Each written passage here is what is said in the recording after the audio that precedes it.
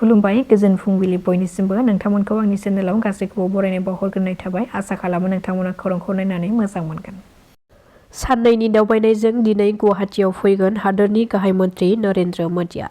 दिनै गुवाहाटीयाव बिरखं गाथोननि गोदानै लुफुंजानाय टार्मिनेलखौ बेखेवगोन नरेन्द्र मोदीआ। बेनि अनगायैबो बरागावआव मुंख्लंफोरनो बिबार बावनायाव बाहागो लानायजों लोगोसे ब्रह्मपुत्रआव परिक्षा पे चर्चा हाबाफारियाव बाहागो लागोन। बेनि अनगायैबो नामरुबाव गोदानै लुफुंजानो गोनां कारखाना गायसंनायनि थाखाय अन्थाइ खाम्फाबो बेखेवगोन गाहाय मन्त्रि नरेन्द्र मोदीआ। बेखौ लानानै दिनैनिफ्राय गुवाहाटी साहा गुवाहाटीयाव फेरि नाव सालायनाया बन्द थागोन। दिनैनिफ्राय लानानै 21 दिसेम्बरनि 12 रिंगासिमहालागै बन्द फोसावदों IWTआ। BTCआव हानि जेंनाफोरखौ बोस्रांनायनि थांखिजों मैया उदालगुरि महकुमा हा मनिटरिं बर्डनि गिबि नायबिजिरफिन्नायनि मोनसे सावरायमेल जानानै थाङो। बे जानानै थांनाय सावरायमेलाव बर्डनि मासिगिरि प्रेस मोसाहारिजों लोगोसे गोबां सोद्रोमाफोराबो बाहागो लादोंमोन। आथिखालाव गोबां जाथावै जाथायफोरखौबो जानायखौ जों खोनानो बा नुनो मोनबाय थायो। बेनि गेजेरावनो नगावनि थिङावबो मोनसे खास्रि बिस्रि जाथाय जानानै थाङो। मिथिनो हानाय बादिब्ला बिफायानो गावनि असे बिसिजों लोगोसे सानै उन्दै उन्दै फिसाजोफोरखौ हरनि समाव बिसनायाव उन्दुफुबाय थानाय समावनो गोबौ हाथियारजों हानानै खास्रि बिस्रि बुथारदों। जाथाय जानायखौ खोनानायनि उनाव न' सेरनि सुबुंफ्रा फैनायाव बिसि आरो फिसाजो सानैखौ थैनानै थानाय थासारिनिफ्राय बोखांनो हायो। हरनि समावनो बे जाथायनि दायनिगिरि बिफा इमदादुल इस्लामखौ जायगानि सुबुंफोरा हमनानै पुलिसनो गथायनानै होयो। नाथाय मा जाहोननि थाखाय गावनि असे बिसि आरो फिसाजोफोरखौ खास्रि बिस्रियै बुथारखो बेनि जाहोनखौ दासिमबो रोखायै मिथिनो मोननाय जायाखै। खौरां मोननाय बादिब्ला बे जाथायाव जिउ खहा जानांनाय बिसिखौ ताजमिना खातुन आरो सानै फिसाजोफोरखौ दिलहान हासान आरो गुबुन सासेखौ आरहान हासान होननानै सिनायथिनो हादों। जाथाय जानायनि उनाव बे साथाम सुबुंफोरनि गोथै देहाखौ पस्टमर्टेमनि थाखाय दैथायहरनाय जायो। बेनि अनगायैबो बे जाथायखौ लानानै दायो पुलिसआ दायनिगिरि इमदादुल इस्लामखौ हमनानै सोंनाय फिन्नाय खालामगासिनो दङ होननानैबो सुलुंनिफ्राय मिथिनो मोननाय जादों।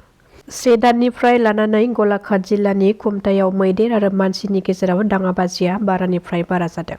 जायखौ लानानै जायगानि सुबुंफोरा उन्दुनाय जानाय लोंनायनिफ्राय न' बां बारि बागान माइ दै गोबां बिथिङाव जेंनाजों भुगिनो गोनां जादों। जायगानि सुबुंफोरा मिथिहोनाय बादिब्ला सिन्तालि सेनसुवा फोलागुरि आरो अकागावजों लोगोसे खुमताइनि गोबां गुबुन गुबुन ओनसोलफ्राव हाग्रानि मैदेरा गोबां खस्थ'यै माइ गायनाय आबादफोरखौ जानानै सिलिंखार खालामलांदों होननानै फोरमायदों। चिरांनि बिजनियाव बर' थुनलाइ आफादनि 65थि बोसोरसालिया जथुम्मा खुंनो थाखाय साखाफारा जादों। बिजनिनि जारिमिनारि बर' लाइगाव थेंफाख्रि फोथाराव फैगौ जानुवारिनि 9 निफ्राय लानानै 10-11 खालाराव सानथामनि हाबाफारिजों खुंजागोन बर' थुनलाइ आफादनि बोसोरसालिया जथुम्माया। मख'नो गोनांदि बारग' MLA नि बिबान सामलायनायजों लोगोसे गासै दालाइ आफादफोरनि गोख्रों खामानि मावनायजों जथुम्मानि लाहार-फाहारा दासान्दि सोलिगासिनो दङ। बे जथुम्मायाव आसामनि बायजोनि जेरै भुटान, नेपाल, त्रिपुरानिफ्रायबो बे हाबाफारियाव बाहागो लाफैगोन होननानै मिथिहोदों खुंफुं आफादनिफ्राय। कामरुपनि सन्तलि आरो गोबां ओनसोलफ्राव आयेन बेरेखायै गान्जानि आबाद मावनायफोरखौ गान्जा बिफांखौ दानफायनानै फोजोबस्रांदों पुलिस आरो आबगारि बिफाननि हान्जाया। बे दानफायनाय गान्जाखौ हाथाइनि बेसेनाव खमैबो 50 निफ्राय लानानै 60 लाखसिम जागोन होननानै मिथिहोदों। गासै सा 50सो नखरफोरनि आबाद फोथाराव बे आयेन बेरेखायै गान्जा आबादखौ मावदोंमोन आरो बे आबादखौ मावनायाव सोर सोर सुबुङा थुलुंगा होदों आरो बेजों सोमोन्दो दङ बेखौ मिथिनायाव एसे उसुबिदा जादों, नाथाय जों सोमोन्दो थानाय सुबुंफोरखौ मिथियोब्ला थाबैनो एरेस्ट खालामनाय जागोन होननानैबो मिथिहोबावदों पुलिस बिफाननिफ्राय। बिसमुरि ओनसोलनि बासबारि गोजौ फरायसालियावहाय 20 आरो 21 दिसेम्बराव साननैनि हाबाफारि लानानै मोनसे मेहेरगोनाङै खुंफुंनो थाखाय लाहार फाहार जागासिनो दङ।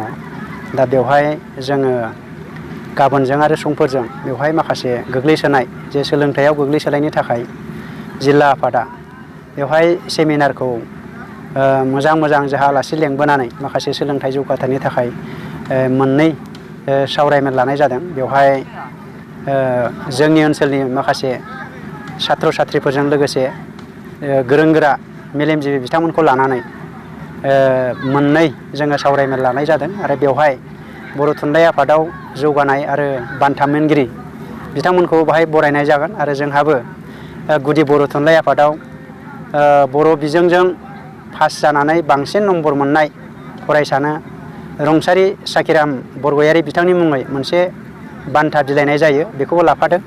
बेखायनो बे हाबाफारियाव जोंनि क'क्राझार जिल्ला बर' थुनलाइ आफादनि गासै प्राइमारिफोरजों लोगोसे ओनसोलनि मेलेमजिबि बिथांमोनहा जाहाथे हाबाफारि बायदियै लैहोर लैहोर फैनानै बाहागो लाफैयो आरो जोंनि बे बिसमुरि ओनसोलनि गामि बेंगिरिफोरजों लोगोसे गामि ओनसोलनि मानिजाथाव मेलेमजिबि बिथांमोनहा जोंनि बे हाबाफारिजों गोरोबहोनानै बे हाबाफारियाव बाहागो लाफैनांगौ।